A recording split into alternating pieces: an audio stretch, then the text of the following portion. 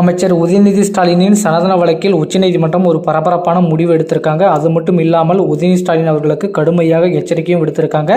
ஏனென்றால் தமிழகத்தில் அடுத்த துணை முதலமைச்சராக உதயநிதி ஸ்டாலின் அவர்கள் செயல்படுவதற்கான அனைத்து நியமனமும் தற்பொழுது நடைபெற்று கொண்டிருக்கும் நிலையில் முதல்வர் ஸ்டாலின் அவர்கள் இப்படி ஒரு முடிவு எடுத்திருக்காங்க அப்படின்ற மாதிரி தகவல் வெளியாயிருக்கு.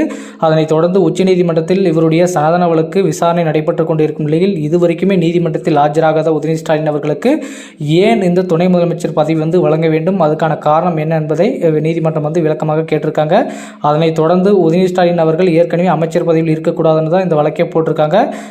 அது மட்டும் இல்லாமல் அறநிலைத்துறை அமைச்சராக இருக்கக்கூடிய சேகர்பாபுவும் ஆகிய இருவருமே சனாதன சர்ச்சைகள் மிகப்பெரிய அளவு சர்ச்சையை உண்டாக்கியது மட்டும் இல்லாமல் மற்ற யாரெல்லாம் திமுக சார்பிலிருந்து கலந்து கொண்டாங்களோ அந்த மாநாட்டில் அவங்க எல்லாமே நீதிமன்றத்தில் ஆஜராகி அவங்களுடைய விளக்கத்தை கொடுத்தியாகணும் என நீதிமன்றம் அதிரடியாக உத்தரவு சொன்னாங்க.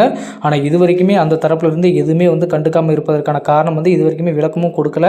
அவங்களுடைய வழக்கறிஞராக நீங்கள் உங்களுடைய வாதத்தை வைக்கிறீங்க, அவங்களுக்கு அவங்களுடைய வழக்கை தள்ளுபடி செய்ய சொல்கிறீங்க. பட் இருந்தாலுமே அவங்க நான் கேட்ட மாதிரி நான் கொடுத்த உத்தரவு இதுவரைக்குமே அவங்க கடைப்பிடிக்காமல் இருக்காங்க என உச்சநீதிமன்ற நீதிபதி அவர்கள் சரமாரியாக அவங்களுடைய வழக்கறிஞரிடம் கேள்வி கேட்டதாகவும் அதனைத் தொடர்ந்து எப்படி ஒரு முதலமைச்சராக துணை முதலமைச்சராக நிற்க போறாரு நாங்களும் பார்த்துறோம் அப்படின்னு உச்சநீதிமன்ற நீதிபதி அவர்கள் சொல்லியிருக்காங்க. அதனைத் தொடர்ந்து அதே மாதிரி திமுகவிலும் மிகப்பெரிய அளவு சர்ச்சையும் போயிட்டு இருக்கு. ஏன்னா மூத்த அமைச்சர்கள் எல்லாம் இருக்கும்போது உதயநிதி ஸ்டாலின் அவர்களை துணை முதலமைச்சராக ஆக்குவதற்கான காரணங்கள் என்ன?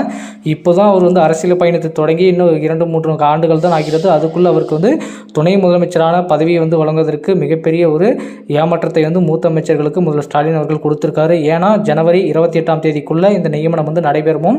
அதனைத் தொடர்ந்து 28ஆம் தேதி மேலே முதல்வர் ஸ்டாலின் அவர்கள் வெளிநாடு செல்ல போவதாகவும் அதனைத் தொடர்ந்து இந்த நியமனம் அதற்கு முன்பே எல்லாமே நிறைவேற்றப்பட்டு அவருக்கு துணை முதலமைச்சராக பதவி வழங்கப்பட்டு தான் அவர் வெளிநாடு செல்வார் என தகவல் கிடைச்சிருக்கு.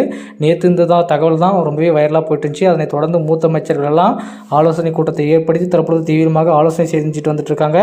ஏன்னா ஏற்கனவே அமைச்சர் பதவியை வழங்கியிருந்தாங்க. விளையாட்டு மேம்பாட்டுத்துறை அமைச்சராக தான் உதயநிதி ஸ்டாலின் அவர்கள் செயல்பட்டு கொண்டிருந்தார். அந்த வேளையில் தான் இந்த சனாதன சர்ச்சை மிகப்பெரிய அளவு மாநிலம் முழுவதும் ஒரு சர்ச்சை ஏற்பட்டது. அதனைத் தொடர்ந்து காங்கிரஸ் இந்த சர்ச்சையினாலே மிகப்பெரிய அடி அவங்களுடைய கோட்டையில் கூட அடி வாங்கிட்டாங்க. அதனைத் தொடர்ந்து இப்போ வருகின்ற நாடாளுமன்ற தேர்தலிலும் தமிழகத்தில் 39 தொகுதியில் திமுக தரப்பிலும் கூட்டணிக்காக காங்கிரஸ் இருக்கக்கூடிய அவங்க தரப்பிலிருந்தும் 39 தொகுதியில் வேட்பாளர்கள் நிற்கிறாங்க. இதனைத் தொடர்ந்து எப்படி இந்த நாடாளுமன்றம் எப்படி அமையப் போகிறது, தமிழகத்திலாவது அவங்களுடைய ஆட்சியை பிடிப்பாங்களா என்பதை நம்ம பொறுத்து பார்க்கலாம். இப்போது வரைக்குமே கொஞ்சம் சும்மா இதுவாக தான் போயிட்டுருக்கு. ஆனால் திமுகவின் நிலைமை தான் ரொம்பவே கேள்விக்குறியாக இருக்குது. பார்க்கலாம் மூத்த அமைச்சர்கள்லாம் என்ன பண்ண போகிறாங்க, எப்படி உதயநிதி ஸ்டாலின் அவர்களை துணை முதலமைச்சராக ஏற்க போகிறாங்க என்பதை பொறுத்து தான் நாம் பார்க்க வேண்டும்.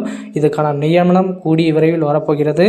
முதல்வர் ஸ்டாலின் அவர்கள் இதுக்கு தெளிவான விளக்கத்தை மூத்த அமைச்சர்களுக்கு விளக்குவார் எனவும் அதுக்கான தகவலும் கிடைச்சிருக்க. மக்களே, இது குறித்து உங்களுடைய கருத்துக்கள் என்னன்றதை மறக்காமல் கமெண்ட்டில் சொல்லுங்கள்.